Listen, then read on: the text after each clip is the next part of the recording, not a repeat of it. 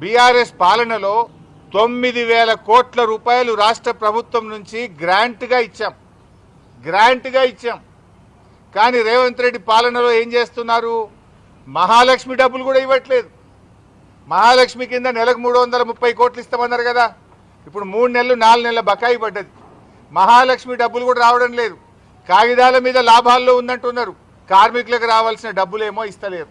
Retirement డబ్బులు రావట్లే కార్మికులకు రావాల్సినటువంటి పిఎఫ్ బకాయిలు రావడం లేదు. సిసిఎస్ డబ్బులు రావడం లేదు. కార్మికులకు పిఆర్సి సవరణ రావడం లేదు. కాంగ్రెస్ పార్టీ మేనిఫెస్టోలో ఏం చెప్పింది?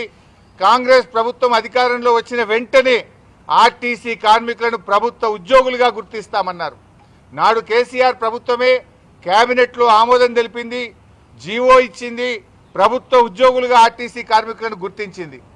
గెజిట్ నోటిఫికేషన్ ఇవ్వాల్సింది ఇవాళ 2 సంవత్సరాల నుంచి పెండింగ్లో పెట్టి ఆర్టీసీ కార్మికుల ఉసురు పోసుకుంటుంది రేవంత్ రెడ్డి